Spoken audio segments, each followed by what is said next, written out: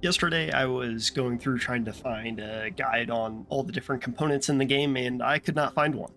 So, since I just recently unlocked all the components, I wanted to just go through, put it on the internet somewhere so that if someone else is looking for them and seeing what they are, trying to allocate their time as to what to upgrade first, there's somewhere that they can do that.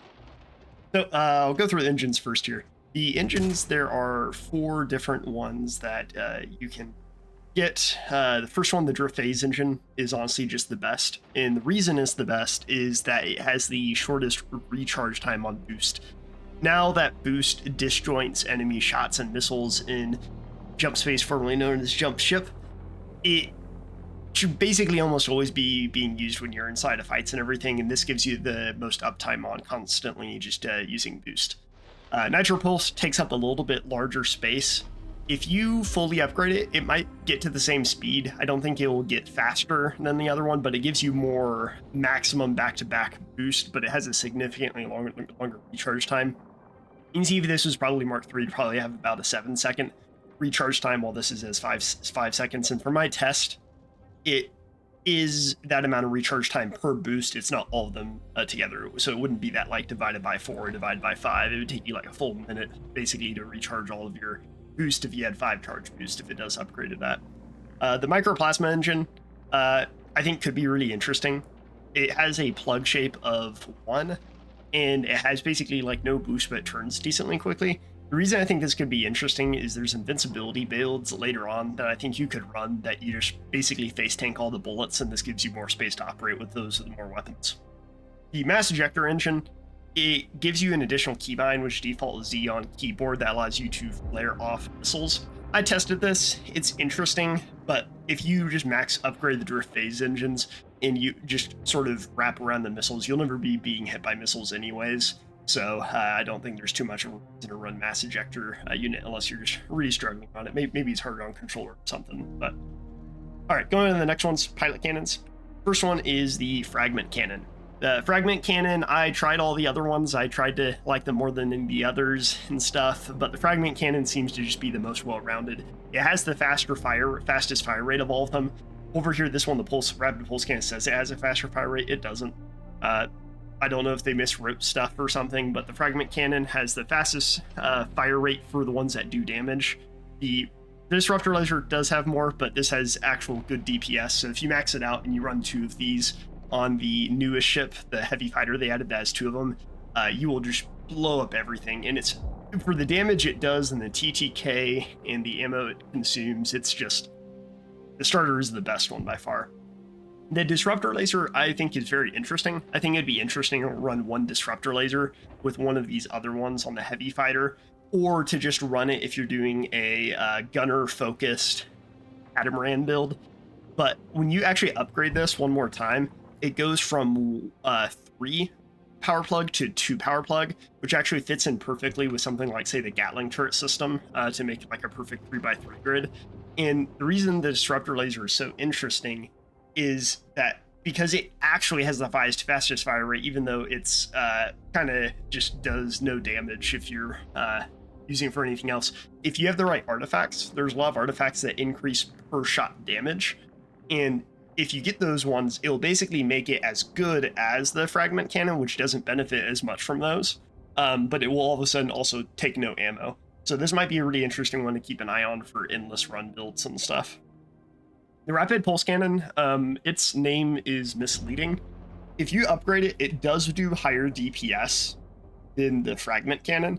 The reason I don't like it is its rate of fire is actually like a 1/6 of the Fragment Cannon, even though it says it's really, really fast. And it basically operates kind of like a DMR build, where it feels almost semi-automatic, even though it's not. But the reason I don't like it as much for TTK as the Fragment Cannon is versus like fighters and stuff. Certain fighters, you might not kill them in 1 shot, so it takes you 2 shots. But when you shoot 2 shots, you would have already shot 3 shots off on the Fragment Cannon and it would already be dead. So a lot of times the TTK is actually longer just because it doesn't have as smooth of a DPS coming into a lot of those more swarmy ships. I do think this could be pretty good if you know where the critical weak point is on corvettes and everything. But the other reason I prefer these two is they've buffed, since the game's released, the ability of the different ships to provide ground support by shooting at them. All the weapons now do like a little bit of AoE damage, and you literally will just one-shot the boss units and everything. So this is great because it takes no ammo, so you can just have your pilot just shooting this stuff all the time, and it has 100 fire rate, so it just destroys everything on the ground. Fragment Cannon is good, but it takes some ammo, but these, just the really, really low fire rate makes it difficult to provide that support from above, because you kind of got to read where you're aiming to then heal and lead your shots in. It's not going to be like the shots shoot exactly where you're aiming. You got to like just see where they shot and then adjust accordingly. The Bull Accellerator, if this is a DMR, this is a sniper rifle. This is really, really cool. It basically like one-shots fighters at unupgraded. So at least weak fighters. So I can imagine that if you fully upgraded this and equip 2 of them on the heavy fighter, you could like one-shot heavy fighters and stuff. I don't know if I'd run this on the heavy fighter though. The issue is it still has low DPS. It probably gets up there to 56 DPS, which still is quite behind the Fragment Cannon, so I think it would struggle versus like Corvettes and everything. But again, this could be really, really, really good if you again know where the critical weak points are and can consistently hit them on those ships and stuff.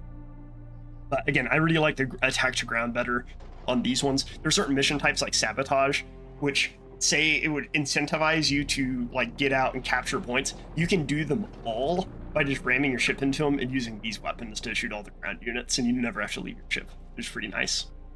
The multi-turret systems are really cool. One thing to keep in mind is I think the AI, if you're playing solo play, works the best with the multi-turret assault turret system because it's naturally a burst fire weapon. He'll keep on short magging a lot of the other weapons, which struggle to allow them to regen ammo to continue firing, but I think he's best programmed with this one. You can offset that by making sure that you're using 2 special weapons so it gives them time to reload. But I think the funnest one is the Gatling Turret system. It uses insane amounts of ammo, but gives you a huge DPS dump to take out Corvettes. Really, really cool, which can synergize with some of the new tools that the game's given us to increase DPS versus singular targets. So it might be the fastest thing to kill a Corvette basically in the game, other than 2 Fragment Cannons on a heavy fighter if you're doing solo play. But the Flak turret launchers are cool. They're basically a more ammo efficient assault turret, which puts them in a kind of weird area because I'm like, I kind of rather either have Gatling turrets or have the assault turrets over the Flak launchers, because the Flak launchers are basically just Fragment Cannons. So, and the pilot can access those, which makes the multi-turret system feel a little lackluster. I'm kind of the same boat with the mining lasers. The mining lasers have like the same DPS as the Disruptor Laser, but they feel less satisfying because if you look at their mag size, this is 10, this is 100, so you can like continuously fire this. This you have to stop firing every second, so it's a burst fire weapon, and the NPC doesn't do well with that at all, and it just doesn't feel satisfying to use as a player. So Flak launchers just, it sounds really cool. You shoot these things that blow up, but it just doesn't feel very satisfying. So the assault turret feels satisfying because you literally just one-shot like every single non-gunship ship with a single click, and you'll one-shot them if you're tracking well. Gatling turret, I think, is by far the most fun out of all the multi-turret systems running the Catamaran. I'm more of a heavy fighter fan, but if you're going to run the Catamaran, I would run the Gatling turrets. These are really cool, the new special weapons. I think there's some cool stuff here. If you just level up the Lance Rail Cannon, a Railgun, all the way to level 3 at the start of the game, like you may have done in the demo, it's great. Run it. You're not going to unlock the other special weapon that actually does damage till like the very end. The burst shield, I think, is a little bit of a sleeper, specifically on the Catamaran. The reason is you could theoretically equip 2 burst shields. And if you look at that active time, it says 3. So my guess is this upgrades to active time of 4. I believe it immediately goes on cooldown. And if it does, that means you can subtract that active time to the recharge time, take your downtime.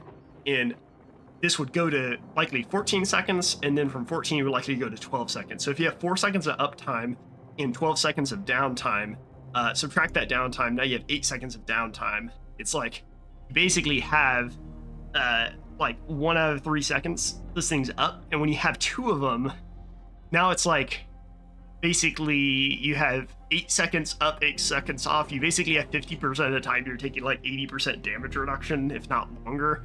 So this sounds like this would be really, really, really good for endless modes. And you might be like, oh, why do I need more burst shield and stuff? The Catamaran, you're gonna take hits, so this is kind of like getting a Materia rebate.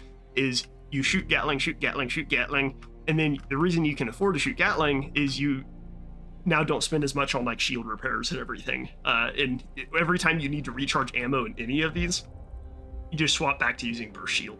So I think this could be a really powerful build if you're focusing on using like a build with one of these multi-turret systems.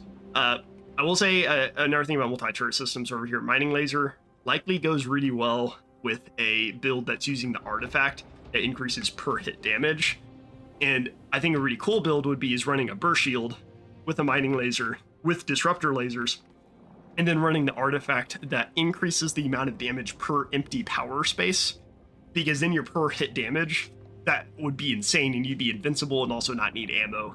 So you could practically run like an endless run without ever having to like get any materia. So going to the next one that you unlock in sequence is the targeting module. I think you unlock Advanced Railgun first, targeting module, and then burst shield. But going to the target module is really good just because it doesn't take up power. So if you don't really care about any of these at all, the targeting module is really good. Basically, you just use this whenever you see a Corvette, and it'll make it take 20% more damage.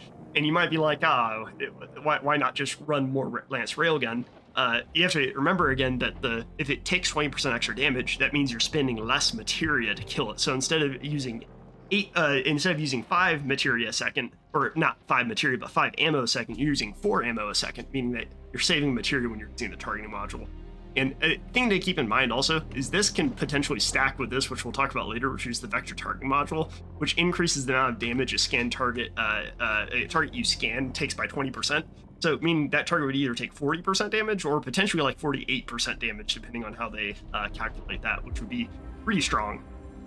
The last one is the missile launcher. This is the coolest just because it takes the most power. It's kind of like the Gatling gun. The thing that is the most interesting about this that it doesn't say is that this is the longest ranged weapon in the game, so you can attack targets from much farther away, and the AI uses it pretty well. It just shoots everything. It can shoot.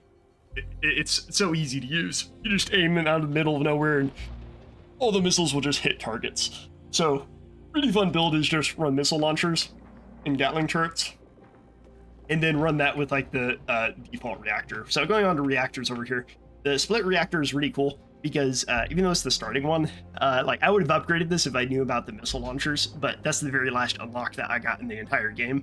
The split reactor has a 3x3 slot, so you can actually fit like 2 rocket launchers, or like 2 rocket launchers, and if you combine it with the null tension, you can then put like a Gatling on it also really easily. It's really good. I personally don't really like to play it much if I'm running solo, because radiation can get really annoying with disabling things and everything. And even in group play, if I'm not really confident in my engineer's abilities to keep everything instantly back up and everything, I usually prefer to run the solid state reactor. So this is the first thing I think I maxed out to level 3. This makes it so that all of your stuff are protected, and you can fit the entire component in here, meaning that your components just cannot get destroyed. You can still get thruster failures, things can catch on fire, you can still have ship malfunctions, but your components themselves can't be damaged or taken offline if they're inside this grid. So the most important one to put in here is usually your pulse drive, or your pulse engines, because if your pulse engines go out, your ship just literally can't move at all. You can have a thruster malfunction and it'll just be all cattywampus and everything, but if your pulse engine goes out, you just cannot move. So it's really important to have that power protected in any case that you run. The Materia Scatter Reactor is kind of cool. I think if you ran the Materia Scatter Reactor as the largest power generation of anything, so this would be really cool. I think if you ran a build where you're going really low on power management, you run that with like burst shields or targeting modules with mining lasers and disruptor lasers, and then you're just fishing for that artifact that says every empty power unit we have, we do more damage in. I think the way you go for that build isn't just fishing for it, but you do an other build and you build for it. And if you get that artifact and you have enough materia, if you have all this stuff upgraded, you can then transition your ship. So I think the endless strategy is going to be actually changing your ship components on the fly to match what artifacts you get to optimize your ship. So the Null Wave Reactor is kind of cool. It's has a lot of power protection, but it's kind of difficult to put an entire component into make a single component fully protected in this, unless you combine it with like the right one of these like other auxiliary generators. And just for that reason, I usually prefer to just run one of the other ones. I usually either prefer to run Materia for just even more power, run the split reactor so I can actually fit like another full block of a missile launcher or something, or to run the solid state just for pure protection and ease of use for other players. So maybe he gets something really good if you fully upgrade it though, so I haven't looked too much. The biofission is really good. The reason the biofission is really good that a lot of people don't realize is when you upgrade it, you can see right here that it gets additional net total power generation. If you look at this one, if I upgrade it, I don't get more power generation. This one, I don't get more power generation. They just get more power protection. This goes really good if you upgrade it to level 2 or level 3, and then you can do 2 of them. You can fit 2 Lance railguns, basically, in these 2 auxiliary generators really well together. The Null tension generator is good if you stack on top of itself. You can basically fit a missile launcher or a Gatling Cannon on it, which is really nice. So it's just a very, very simple shape. I like to do solid state plus double Null tensions, and you just have a giant 4x4, 4x8 cube that you just fit stuff in really easily and take it out. Your Materia shift generator, I think, could have some interesting combos with some of these other ones in trying to create things that are fully powered. So, like, I think if you ran the Null wave generator, you actually would get 4x1 rows that had full power protection to make sure you have your like engines protected, and then your other like small components protected, which would be fairly good. So interesting. Good to see you. So going to the last thing over here is sensors. Sensors shouldn't be slept on. These upgrade sensors are really good. The supply uplink for unit, for instance, what it does is it gives you a free drop every 2 to 3 jumps. All you have to do is go to your sensor and then click on your ship, and it will summon a buoy in front of your ship, like about 500 meters in front of you. And that could have anything from a Mark III halberd in it, supply repairs, could have a railgun or a rocket launcher in it. It's literally just a free supply buoy drop just in front of you. It might have enemies on it also, which is kind of weird. So I was like, why are there enemies on it when allies or something? I was confused, but it's really good. The last thing, the vector targeting module, I think could really be a best in slot just in general in endless missions, because if you're in an endless mission, supply uplink unit doesn't work for the endless survival mode. Maybe when they come out the other endless mode, it'll be a best in slot, the supply uplink. But for the current endless survival, there's no jumping. So the vector targeting module allows you to dynamically use your scanner to tag a target to make it take more damage. And again, if you stack that with like the targeting module, that thing's now taking 40% increased damage. Combine that with a Gatling turret, that thing's now taking, the thing could be taking up to 200 DPS a second. And the cool thing is also is if you're running a 2-man heavy fighter, imagine you have this over here, you have 144 damage, now you have 166 damage, and now you're having like 188, 189 damage, 190 damage. And it is really good because this means this plus this means that you're spending 40% less materia on blowing up a Corvette. So, which saves you materia. More materia means that you have materia for all the artifacts that are really strong, like the one that increases your fire rate by up to 120%. So, well, hopefully this gives you at least a benchmark if you haven't found one yet on all the different components. If you have any questions about any of the components or want me to test them, let me know. So.